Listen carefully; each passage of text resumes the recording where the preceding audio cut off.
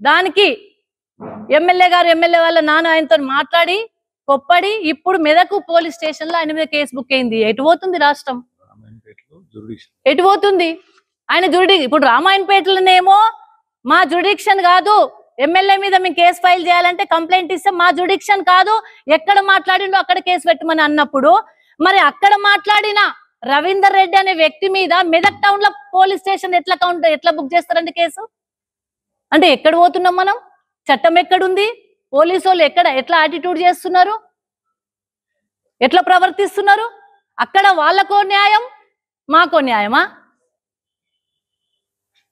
ఏమన్నాం? Counter గా social మీడియాలో counter గా దాని కౌంటర్ ఇచ్చిండ్రు.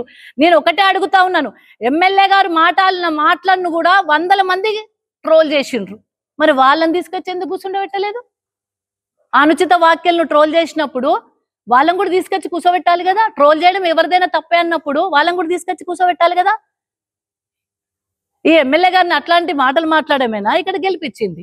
డెవలప్మెంట్ చేయమంటున్నాం, అభివృద్ధి చేయమంటున్నాం, మంచినీళ్ళ గోసుంది అది చూడండి, కరెంటు గోసుంది, తిప్పలుంది గది చూడండి, పంటలు ఎండిపోతున్నాయి, రైతు భరోసా రాక రైతులు అవస్థలు పడుతుండ్రు, రుణమాఫీ కాక ప్రజలు ఇబ్బంది పడుతున్నారు, మెదక్లో ఒక్క పని కాక అవస్థ పడుతున్నారు, అందుబాటులో లేక ఇబ్బంది పడుతున్నారు, ఎవరికి రిప్రజెంటేషన్ ఇవ్వాలో తెలియదు, కళ్యాణ లక్ష్యం పథకం నుండి పైసలు ఏడొస్తాయో తెలియదు, తులం బంగారం ఎవరిస్తారో తెలియదు, మహాలక్ష్మి స్కీమ్ ఎప్పుడు అమలవుతుందో తెలియదు.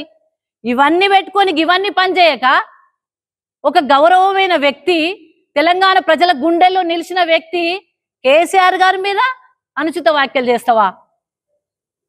నేను ఎందుకైనా గెలిపించింది? ఇవాళ మెదక్ ప్రజల గౌరవాన్ని పెంచే విధంగా ఉండాలి నీ ప్రవర్తన.